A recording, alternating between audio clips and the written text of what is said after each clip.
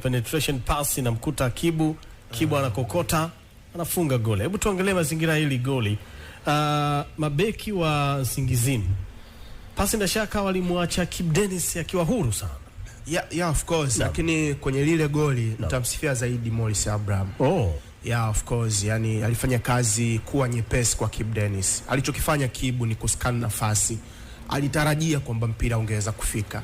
Na alichokifanya Morris Abraham tunasema aliriski kuachia ile pasi kwa sababu aligundua mbele yake kulikuwa kuna shimo kubwa sana ambalo liliachwa na wachezaji wa Nsingizini. Kwa hiyo kifanya ni kuweka vipimo and then kuachia pasi mpoozo ambayo ilikwenda moja kwa moja kwa Kibu Denis akaweka kambani.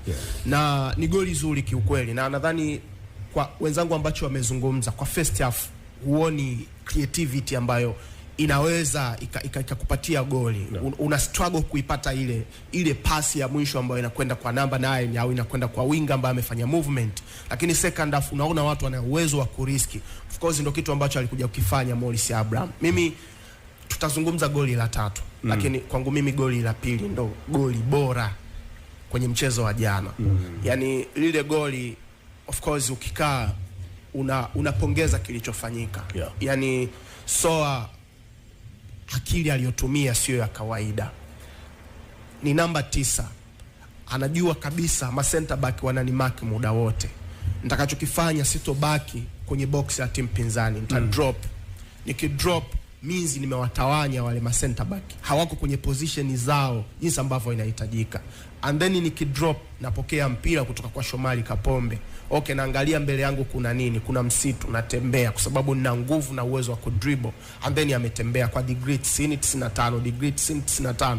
Step ya kwanza, ya pili. And then alichokifanya, engo iko vipi? Naweza kushoot? Hapana, kuna beki mbele yangu. Na ufriki mpira unarudi nyuma. Kuna mtu ambaye amefanya movement ni Kibu Denis. Kibu Denis amepata ile pass. Naweza kweli kutumia mguu wa kulia kufunga? Hapana, natakiwa kusweave. Amesweave, amechagua engo, ameweka. Ni goli gumu sana.